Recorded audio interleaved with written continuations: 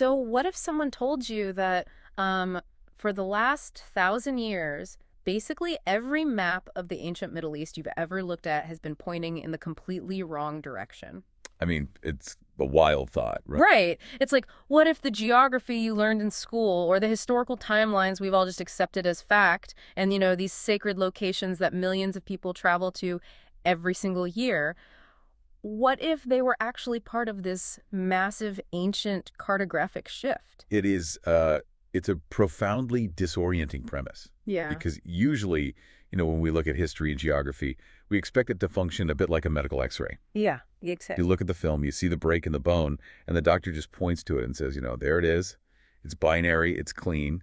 A city is either right there in this location or it just isn't. Right, it's comforting. I mean, we really like our history to be visible and perfectly categorized. Oh, absolutely, we do. We see a dot on a map, it has a name on it, and we just naturally assume, well, that dot has been exactly there, meaning exactly that one thing, since the literal dawn of civilization. But the moment you step into the world of ancient historical geography, and I mean specifically the incredibly dense, highly contested geography of the ancient Near East, the clean X-ray machine just completely shattered. The lines get blurred. Very blurry. The timelines overlap.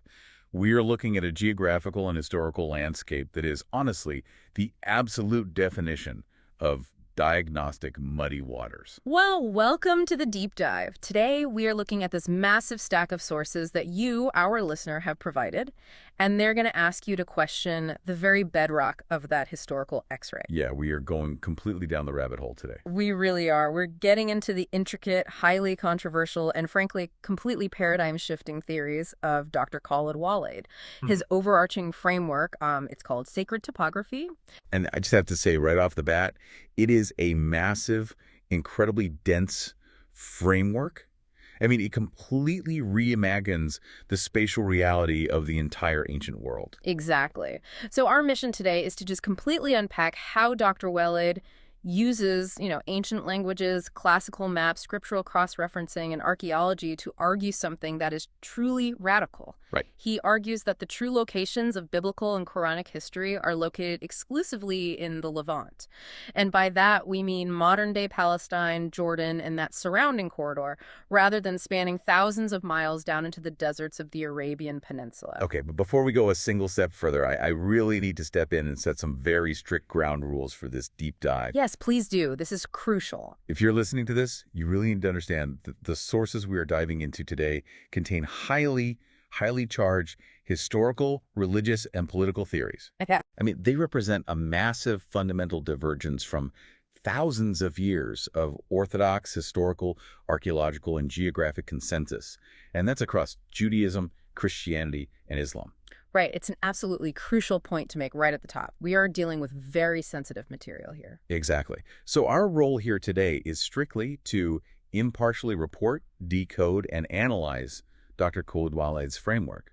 We are not taking sides. Not at all. We are not endorsing the viewpoints contained in this content.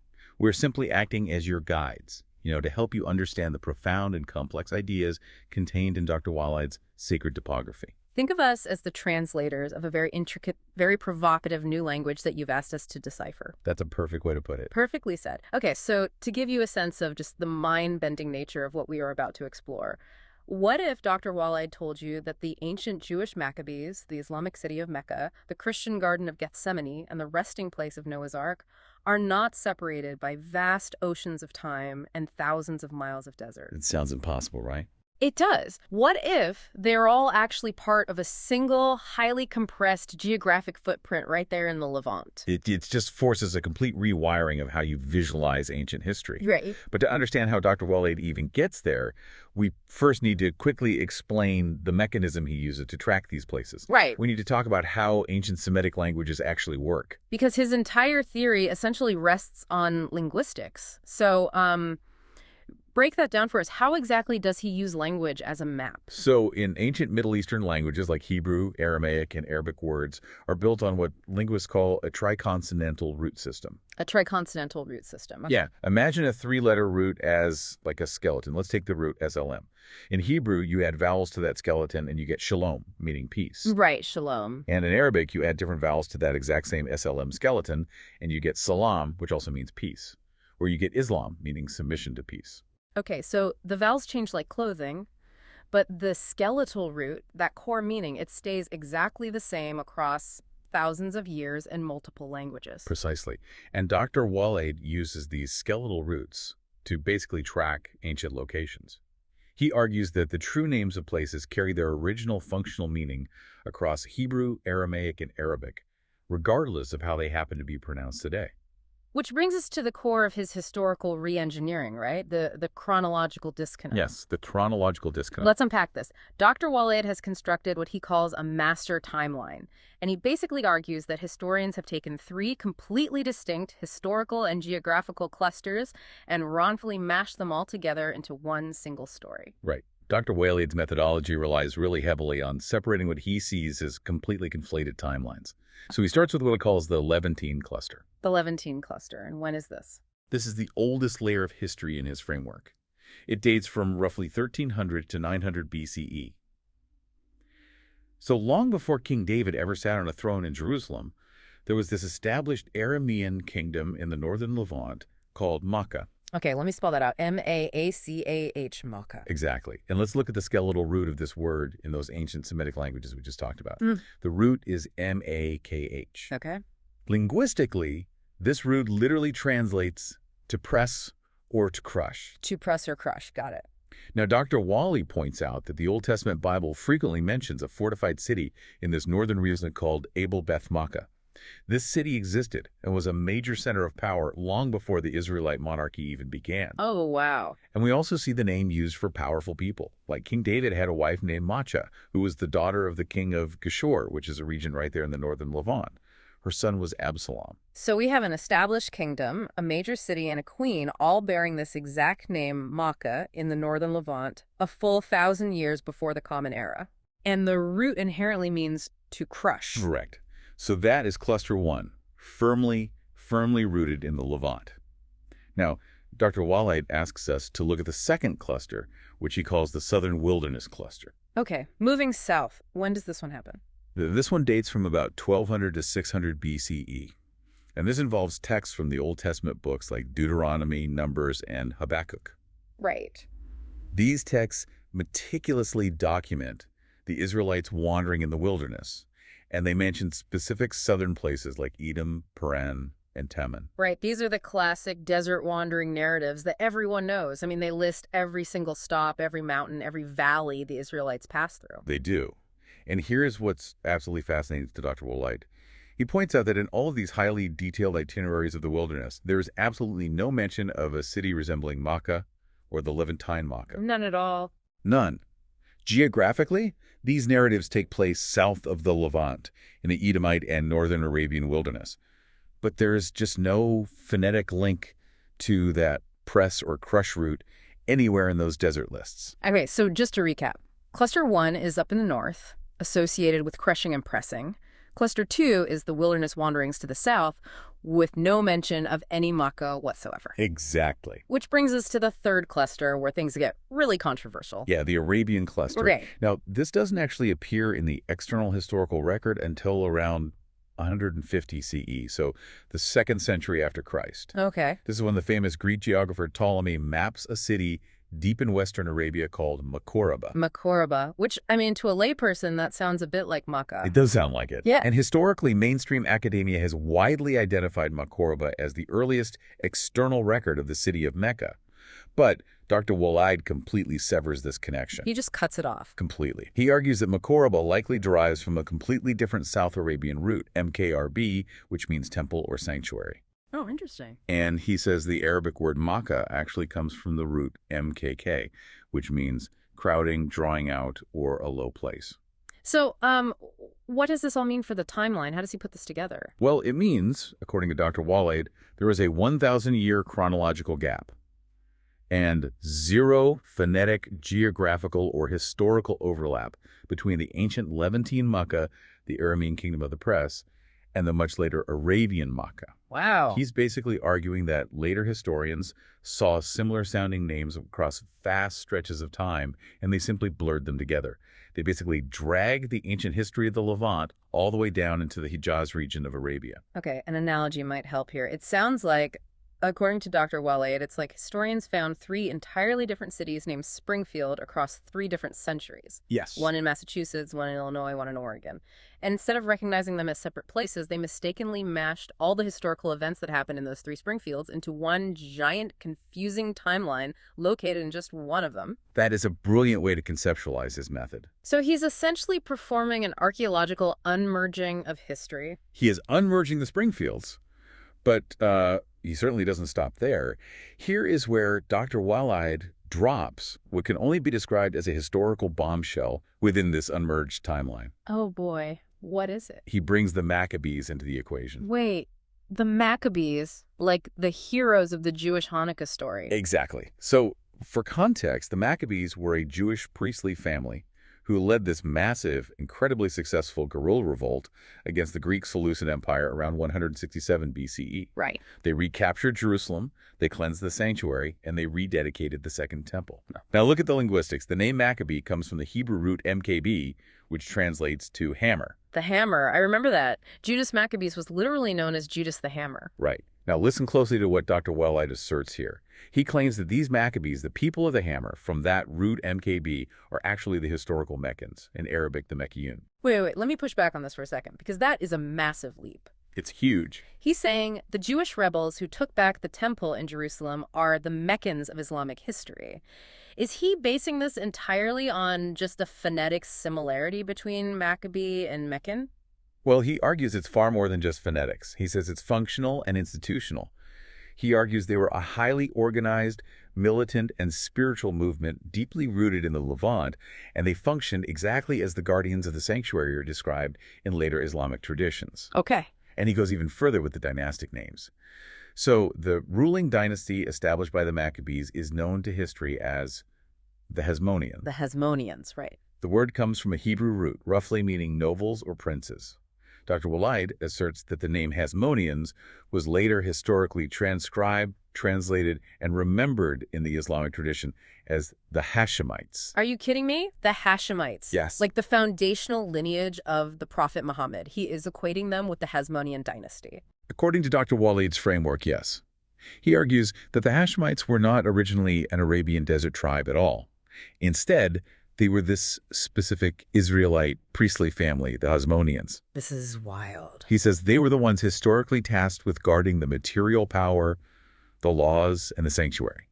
And where were they guarding this material wealth? Where? Dr. Waleed identifies the true ancient center of their material power, their physical Mecca, their secure fortress as Petra, the heavily fortified, impenetrable city carved into the red rocks of southern Jordan. Okay, my brain is officially spinning right now. Let me just try to synthesize this. Take your time.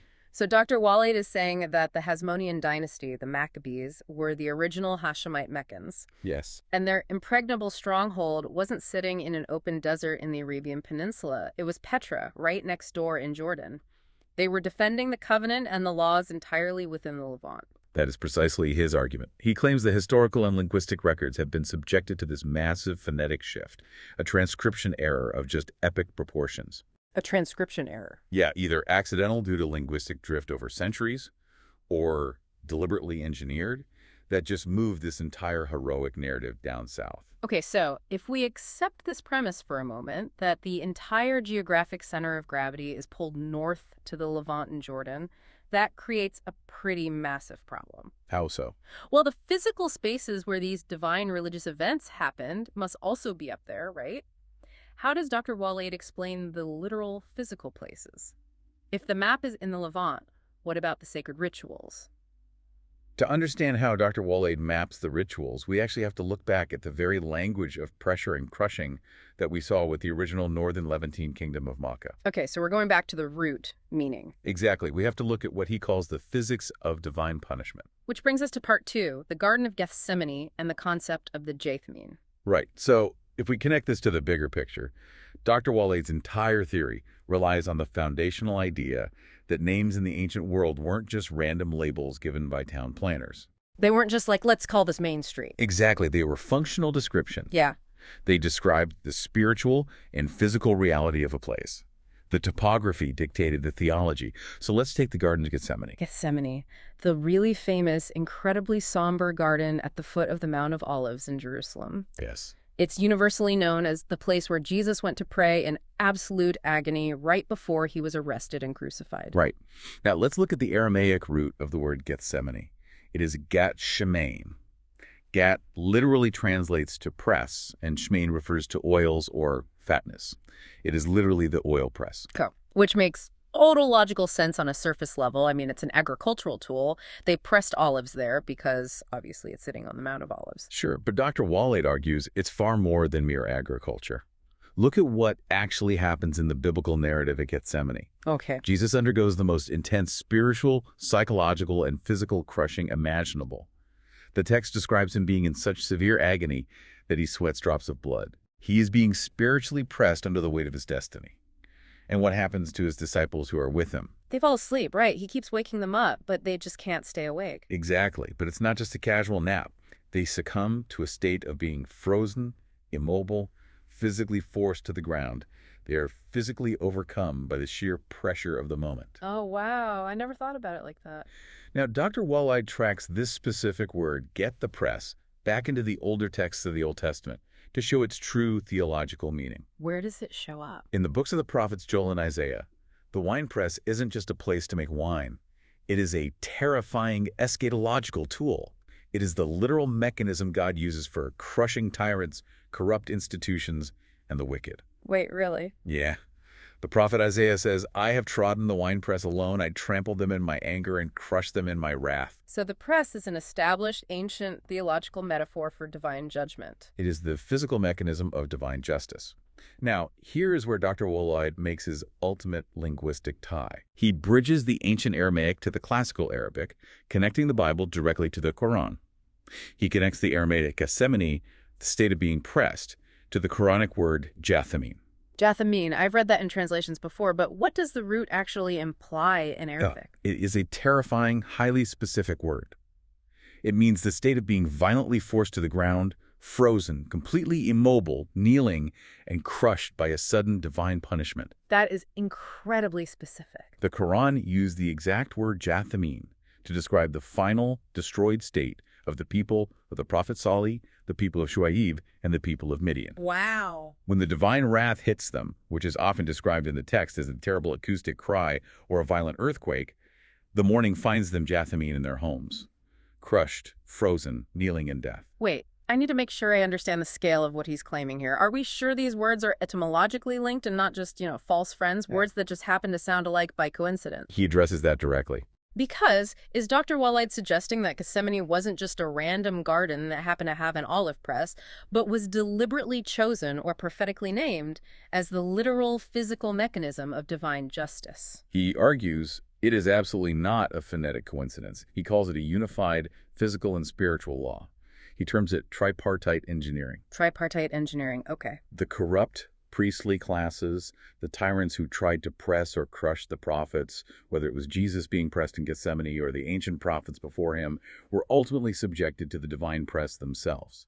They were the ones left Jathamine, crushed and immobile. The linguistic detective work here is just staggering. I mean, he is spanning Aramaic, Hebrew, and Arabic to show that the very concept of being crushed by God's wrath is baked into the literal topography of Jerusalem. He argues that the Quran, when it speaks of the Jathamine, is utilizing the exact same physical and spiritual vocabulary as the Aramaic Gethsemane and the Hebrew Gat. It's one continuous divine warning, mapped perfectly onto the landscape of the Levant. Okay, but if the punishment happens at the press, if the wrath of God is located in these specific geographic zones of crushing, how does a believer escape it? Ah, that is the million-dollar question. Right, because if you are living in this landscape, what is the geography of salvation? Dr. Waleed answers it by saying the escape route is actually mapped directly into the physical geography of the small villages surrounding Jerusalem. Which brings us to the path of the pilgrim. Exactly. Dr. Waleed takes the Islamic rituals of Hajj and Umrah, which today, of course, take place in Mecca, Saudi Arabia, and he overlays them perfectly onto the biblical villages right outside Jerusalem. And doing this requires a real deep dive into the Aramaic and Arabic roots of these specific town names. Let's do it. Let's start with Bethany. In the New Testament, Bethany is incredibly significant. It is the town where Jesus raises Lazarus from the dead. It's where he stays, where he rests before entering Jerusalem. Right. It's the home of his close friends Mary, Martha, and Lazarus. Now look at the Aramaic. Bethany is Anya. Historically, this translates to the house of poverty, the house of dry dates, or the house of misery and hardship. Okay. Dr. Waleed connects this Aramaic root directly to the Quranic root, Ania. What does Ania mean in classical Arabic? It means hardship, fatigue, severe subjection, or faces being humbled and exhausted. Oh, wow. Dr. Waleed argues that Bethany, the house of hardship, represents the earthly struggle of the believer. It represents the grueling cycle of physical life and death, which is precisely why the ultimate story of overcoming earthly death, the raising of Lazarus, happens exactly there. Okay, so Bethany geographically represents the human struggle. Yes. And Dr. Waleed associates this specific geographic location and its spiritual meaning with the Islamic concept of Umrah. The lesser pilgrimage. Yes. Umrah is often associated with the temporary, physically taxing journey of the soul in the material world.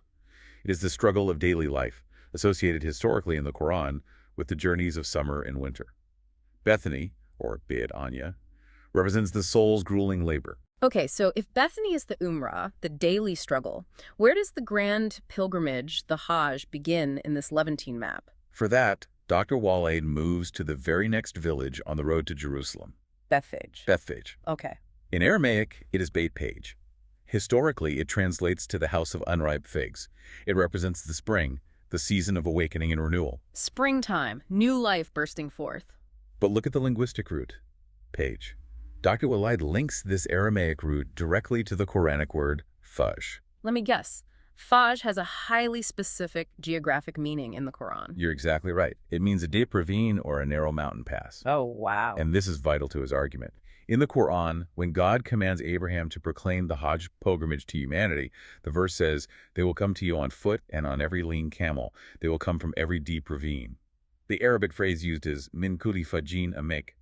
From every deep ravine, fudgin. Dr. Waleed claims that this is not just poetic imagery about people coming from far away. It is a literal GPS-level geographic reference. He argues the ancient pilgrims were historically commanded to come from the ravines of Bethphage. Oh my goodness. Bethphage Beit Page is the literal starting point of the Hajj procession. And isn't Bethphage the exact spot where Jesus mounts the donkey to begin his triumphal entry into Jerusalem on Palm Sunday? Exactly. Dr. Waleed is pointing out that Jesus launched his final, most significant, history-altering procession into the Holy City directly from the house of the ravines, Bethphage. Let me try to synthesize this, because this is heavy. It's a lot to take in. Dr. Waleed is essentially saying that these aren't just random towns Jesus happened to walk through on his way to Passover. They are physical, permanent stations of a massive, ancient pilgrimage ritual. Yes. He's taking the Islamic concepts of Hajj and Umrah and laying them perfectly over the Christian geography of the Easter story. He is arguing they're the exact same geographic ritual practiced by the ancients. You move from Bethany, the house of hardship, the Umrah, the daily human struggle. Right. You proceed to Bethphage, the ravines of the Hajj, the spring, the spiritual renewal. And from there, you move together in a massive unified procession into what the Quran calls the ancient house. The ancient house being the temple in Jerusalem. Yes, the Temple Mount, the sanctuary known in Islam as Al-Aqsa. Dr. Waleed argues that this physical movement across the topography of the Mount of Olives and into Jerusalem is the literal physical map of spiritual liberation. Wow. You're physically walking out of hardship, marching through the ravines of renewal, and stepping into the safety of the divine covenant. That is incredibly profound. I mean, it literally turns the landscape into a living theology. It really does. But it immediately raises a massive question for me. If Jerusalem is the ultimate destination in Dr. Waleed's theory, the ancient house, how does he explain the highly specific Islamic landmarks that are so central to the Hajj? Right, the specific sites. Yeah, landmarks like Mount Arafat, where the pilgrims stand in prayer, or the Kaaba itself. Well, this brings us to what Dr. Waleed essentially envisions as a cosmic sorting mechanism. He doesn't just relocate the towns. He completely re-identifies the macro-geography of the entire region. Let's start with Mount Arafat. Okay, in Islam, standing on Mount Arafat is the absolute pinnacle of the Hajj. It's the Mount of Knowledge, the day of knowing God and seeking ultimate forgiveness. So Dr. Waleed makes an astonishing phonetic and geographic link here. He claims that Mount Arafat is linguistically and historically Mount Ararat. Wait, Ararat. As in the mountains of Ararat where Noah's Ark landed after the flood. Exactly. In the book of Genesis, Noah's Ark comes to rest on the mountains of Ararat. Dr. Waleed argues that Arafat and Ararat are the exact same word, just shifted slightly by regional dialects over millennia. Okay, but where does he locate this mountain? Not in modern-day eastern Turkey, where Christian tradition usually places Ararat, and certainly not in Saudi Arabia, where Arafat is today. He identifies the true Ararat, or Arafat, as the Mount of Olives, towering directly over Jerusalem. He's claiming the Mount of Olives is Noah's landing spot. According to his framework, yes. Think about the theological symmetry Dr. Waleed is proposing here. Okay. The Mount of Olives is where humanity literally flowed down after the flood to repopulate the earth, saved from the waters of destruction. And it is the exact same mountain where pilgrims flow down today during the Hajj, seeking salvation from spiritual destruction. Flowing down, is there a linguistic connection there too? Yes. The specific Arabic word used for the pilgrims moving en masse from Arafat is ifada, which literally means to pour forth, to overflow, or to flow down like water. The visual imagery of that is just stunning. A literal flood of humanity flowing down the mountain. And he backs this up with another geographic relocation. In the Quran, it says the ark came to rest on Mount Judy. Right, Mount Judy. Dr. Waleed says Judy is not a specific isolated peak somewhere. It is Judea, the entire mountainous region surrounding Jerusalem and Hebron. The ark rested on the mountains of Judea. Okay, so the pilgrims, representing the saved humanity of Noah, flow down from Arafat, the Mount of Olives. Where do they flow to? What is at the bottom of the mountain? They have to cross a deep valley to get to the ancient house, specifically the Kidron Valley. The incredibly steep valley right between the Mount of Olives and the eastern walls of the old city of Jerusalem. Yes, and Dr. Waleed calls this the Valley of Destinies. In ancient times, the Kidron Valley was known as the Valley of Darkness or the Valley of Ashes. It was profoundly associated with judgment. Right. Dr. Waleed links the name Kidron to the Arabic word qadar, which means destiny or divine decree. So they are physically crossing the Valley of Destiny. It gets even deeper. He notes that in ancient foreign texts, this specific valley and its immediate surroundings were sometimes referred to with the phonetic phrase Debek. Debek. Wait, is he connecting that to Baka? Yes. Baka, the ancient original Quranic name for the sanctuary at Mecca. Oh my goodness. He links the historical term Debek directly to Baka. The pilgrims crossed the Valley of Destiny to reach Baka, the ancient sanctuary. But not everyone gets to cross successfully. This is where the geographic sorting mechanism comes in. How does the geography sort people? I mean, how does a valley do that? Dr. Waleed points to the physical, massive stone walls of Jerusalem, specifically the eastern wall facing the Mount of Olives. There's a famous sealed gate there called the Golden Gate, or the Gate of Mercy. Right, the Golden Gate. Dr. Waleed maps this directly onto a terrifying verse in Surah Al-Hadid in the Quran.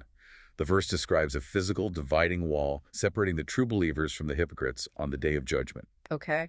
The verse explicitly says, a wall will be placed between them with a door, its interior containing mercy, but on the outside of it is torment. Its interior containing mercy, but on the outside of it is torment. That is incredibly evocative. Now look at the physical geography of Jerusalem. Inside the Golden Gate, the Gate of Mercy is the Temple Mount, the Dome of the Rock. Dr. Waleed identifies this inner sanctuary as the Al-Mashar al-Haram, the sacred monument mentioned in the Hajj rituals. That is the interior of mercy. And what lies on the outside of that wall? Just outside that gate, sloping deeply down to the south, is the Valley of Hinnom, also known historically as Gehenna or Topheth. Gehenna, the literal biblical word for hell. Exactly. It was a historical valley of fire where ancient idolaters purportedly burned sacrifices, a place of ultimate crushing, ash, and destruction. Wow. Dr. Waleed argues that this specific geography, the Gate of Mercy, separating the elevated sanctuary from the burning, deep valley of Gehenna, perfectly mirrors the Quranic description. The believers cross the valley and enter into the mercy. And the hypocrites. The hypocrites are shut out, left outside the wall, cast down into the valley of fire, left Jethmine, crushed and immobile in the darkness outside the gates. I'm just blown away by the spatial logic of this. Dr. Waleed is essentially arguing that the geography of Jerusalem is a 3D, physical, topological manifestation of Judgment Day. It's a literal map of the theology. The mountains, the valleys, the gates, they aren't just arbitrary settings for moral stories. They are the literal mechanism of the theology. Walking the landscape is literally walking the moral universe. He argues that the Quranic texts and biblical texts are describing a physical reality that existed right there in the Levant, a topographical warning system built in stone, gates, and valleys. Okay, I have to pivot here, because if you accept this incredible Levantine map, we run headfirst into a massive historical wall. You do. What about the Prophet Muhammad? What about the tribe of Quraysh? What about the famous early Islamic battles, Badr, Uhud, the Trench? How does Dr. Waleed possibly fit the foundation of Islam into this narrow, contested corridor between the Dead Sea and Jerusalem? This brings us to what might be the most controversial part of Dr. Waleed's framework: rethinking the prophetic institutions. He relocates the entire early Islamic epic from the Hijaz in Arabia directly to the Levant in Jordan. Let's start with the tribe of the Prophet Muhammad, the Quraysh. The famous merchant tribe of Mecca, the elites who initially opposed the Prophet. Dr. Waleed theorizes that Quraysh is not a bloodline tribe that organically originated in the barren Arabian desert. He argues it was a corporate, institutional entity. Wait, a corporation like a guild? Essentially, yes. A massive trade syndicate. He derives the origins of this syndicate from the ancient city of Kiryat Arba, which is the biblical name for Hebron, a major city just south of Jerusalem. The Arabic root Quraysh means to gather, to collect, or to partner in trade. So Quraysh literally translates to the partners, the gatherers, the syndicate. Exactly. Dr. Waleed argues that the Quraysh were the institutional syndicate managing the regional trade and guarding the sanctuaries. And remember, their famous winter and summer journeys explicitly mentioned in the Quran. Right. Surah Quraysh talks about the caravans of winter and summer. Traditional Islamic history says they traveled thousands of miles to Yemen in the winter and up to Syria in the summer. Well, Dr. Waleed firmly rejects that thousands of miles cross-continental route. He argues these journeys were actually highly localized, extremely vital trade routes purely within the Levantine corridor. Really? Just local routes? Yes. The summer journey was to the massive storage hub and fortress of Petra, which, remember, he identifies as the ancient Mecca of the Hashemites. The winter journey was a short trip up to the spiritual hub of Jerusalem and Hebron. It was a tight, highly lucrative local circuit, managing the vast wealth of the region and supplying the pilgrims. But wait, is there actual archaeological proof of a massive syndicate operating strictly out of Hebron and Petra, or is this just a clever word game with the root Quraysh? It's a massive leap to say they weren't traversing the Arabian Peninsula. He bases it on the facts the Levant and the Nabatean kingdom of Petra were the undisputed, historically verified centers of ancient trade and wealth in that era, far more so than the deep Hijaz. And he applies this same localized Levantine lens to another mysterious group, the Zamzumim. The Zamzumim. Now that sounds exactly like Zamzam, the holy well in Mecca that every pilgrim drinks from. It does. And Dr. Waleed points to a very specific, often overlooked verse in the Old Testament, Deuteronomy 2.20. It describes an ancient tribe called the Zamzumim who lived near the Dead Sea and the lands of Ammon and Moab, right there in modern-day Jordan. An actual tribe called the Zamzumim lived near the Dead Sea? Yes, recorded right there in Deuteronomy. Dr. Waleed links them directly to the Islamic concept of Zamzam. He argues that Zamzam isn't originally just a physical well in the desert. Then what is it? It was a sacred covenant of water guardianship. It was managed by the specific historical group, the Zamzumim in the Levant. They were the specific guild who held the vital covenant of providing water for the massive influx of pilgrims traveling to the Levantine sanctuaries. This is wild. He is finding the exact phonetic names from Islamic tradition explicitly located in the Old Testament, geographically placed in Jordan and Palestine. And he does the exact same thing with the famous early Islamic battles. He completely remaps them to the Levant. Let's take the Battle of Uhud. Uhud is famously a mountain in Medina, right? Where the early Muslims suffered a major, heartbreaking setback. Tradition says yes, but Dr. Waleed points to the biblical book of Judges. There was a famous judge, a savior of the Israelites, named Ehud. Ehud, okay. Ehud fought a massive, bloody battle to liberate the territory from foreign oppressors. Where did he fight? In the Ephraim Mountains, just north of Jerusalem. Dr. Waleed argues that the Battle of Uhud is actually named after the territory or the legacy of Ehud the Savior, fought right there in the rocky Levantine hills. What about the Battle of Badr, the first great miraculous victory of the Prophet? He maps Badr to Badero, an ancient recorded location right near the Dead Sea. The Quran explicitly describes the battle happening at the lowest point of the earth, mentioning the near bank and the far bank. The Dead Sea is literally, geographically, the lowest elevation on the surface of the earth. And the Battle of Hunain. The Quran describes Hunain as a terrifying battle where the earth closed in on the fighters, despite its vastness. It describes a claustrophobic, narrow ambush. Right.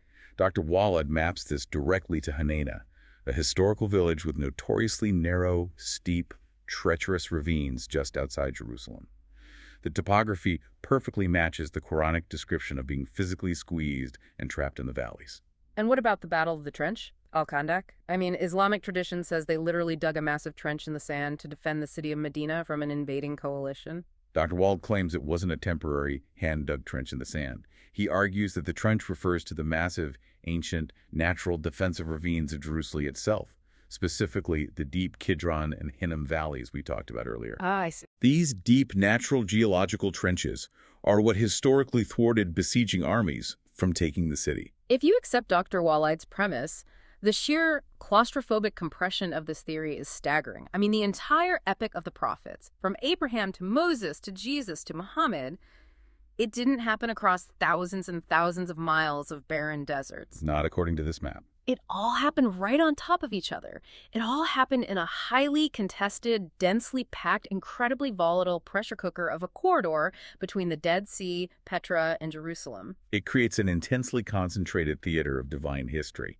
And Dr. Waleed claims there is one final, undeniable fingerprint left on the map of Palestine today that physically proves this theory. A geographical naming convention that you simply do not find anywhere else in the world. Okay, what is this ultimate geographic fingerprint I need to know? Dr. Waleed points out an observation that is literally staring us right in the face on any modern map of the region. The Levant, specifically Palestine and the surrounding areas, has a unique geographical naming convention found nowhere else in such extreme density. It is the prefix Beth or Beit, which translates to house. Like Bethany and Bethphage from earlier, the house of hardship, the house of ravines. Exactly. Look at the map of the region. You have Bethel, which means house of God. You have Bethlehem. House of bread or house of flesh. Right, which Dr. Waleed intricately maps to the physical birth and incarnation of the prophets. You have Beit Jibrin, which translates to the house of the giants, perfectly aligning with the Quranic and biblical stories of the terrifying giants, the Jabberin, that the Israelites feared to fight when entering the Holy Land. Wow. You have Beit Hanun, Beit Shala, Beit Saur, Beit Dajan. It is an entire vast topography built systematically on the concept of the house. It's everywhere. The entire map is just house of X, house of Y. Now, Dr. Waleed connects this massive network of houses directly to a very specific, beautiful verse in the Quran, Surah An-Nur, verse 36. It speaks of the light of God shining in houses God has permitted to be raised and wherein his name is remembered. In houses God has permitted to be raised. Dr. Waleed argues that the Quran wasn't speaking metaphorically about random mosques, and it certainly wasn't speaking about temporary tents in a desert. It was speaking directly, geographically, to a society living within this exact, specific Beth topography. Oh, that makes so much sense within his framework. It was addressing a landscape literally carved in stone, a network of institutional houses dedicated to the divine covenant. The Quran is specifically addressing the inhabitants of the Bayt landscape. And what about Medina, the ultimate city of the prophet? How does that fit into the Beth landscape? This is perhaps his most poetic and, frankly, most controversial linguistic connection. The full formal name of Medina in Islamic tradition is Al-Madina al-Munawwara, which translates to the illuminated city. Right, the illuminated city. Dr. Waleed claims that Munawwara derives linguistically from menorah, the ancient Israelite symbol of divine light and the law. And he links it directly to Mount Moriah, the ancient name for the Temple Mount in Jerusalem, Menorah Moriah. The light of Moriah. He claims that the true illuminated city, the original city of the prophets, the true Medina that held the light of the law, was always and only ever Jerusalem. Okay, I have to stop and ask the most critical question of this entire deep dive. Let's hear it. If Dr. Waleed is right, if the Maccabees are the Meccans, if the crushing of Gethsemane is the Jathamine, if Arafat is the Mount of Olives, and Medina is Jerusalem, how did this all get moved to the Hijaz? It's the big question. I mean, if millions of people were performing pilgrimages in Jerusalem, how do you physically convince the next generation to start walking thousands of miles into the Arabian desert instead? What is the practical mechanism for that level of mass historical amnesia? How do you successfully pull off historical gerrymandering on this scale? That is the essential question. And Dr. Waleed attributes this to the massive, bloody political upheavals of the early Islamic empires, specifically the Abbasid Empire.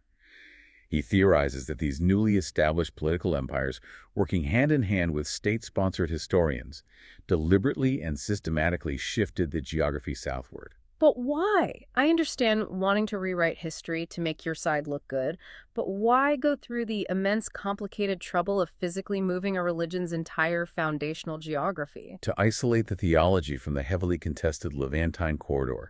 Think about the geopolitics of the era. The Levant was an absolute bloodbath. True. It was fiercely contested by the Byzantine Romans, the remnants of Jewish kingdoms, various powerful Christian sects, and the emerging Islamic powers. The Umayyad dynasty, the earlier Islamic empire, was centered in Damascus and heavily focused on Jerusalem. They built the Dome of the Rock. Right. But when the Abbasids violently overthrew the Umayyads, they moved the center of power far to the east, to Baghdad.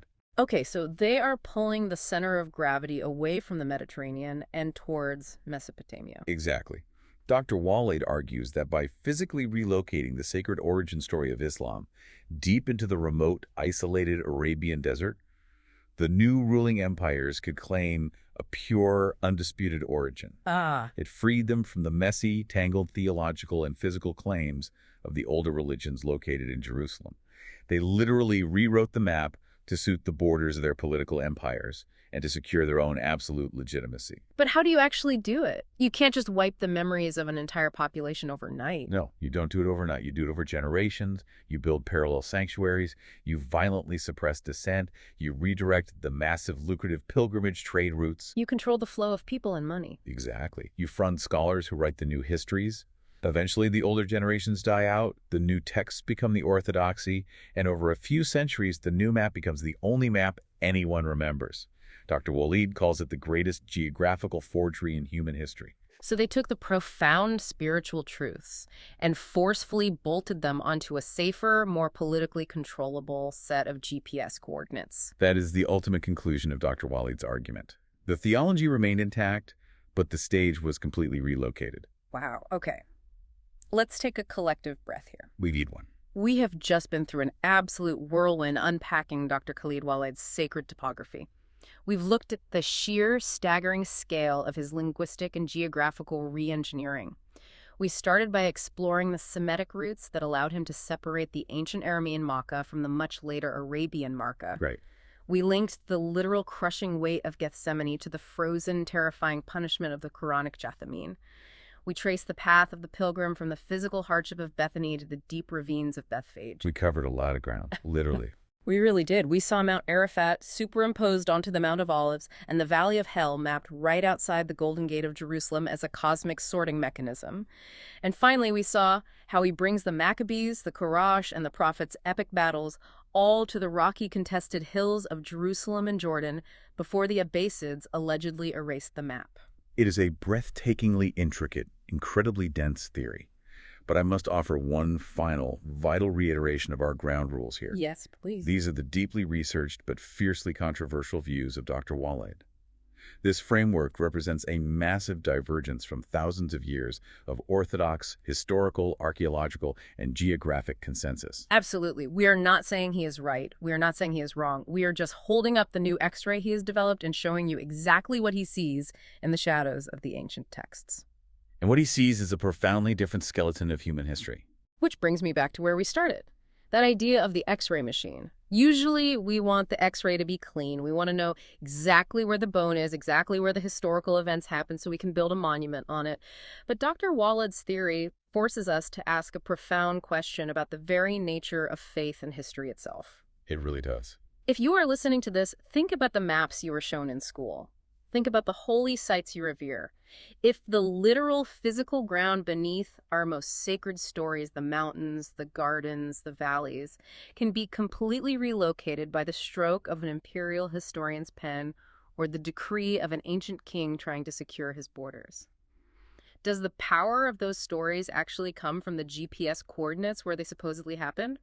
Or does the power come entirely from the spiritual truths they carry? That's the real question. If tomorrow we proved beyond a shadow of a doubt that history happened completely differently than we were told, that the entire map was a political forgery, would it change your faith, or would it just change your map? Something to think about.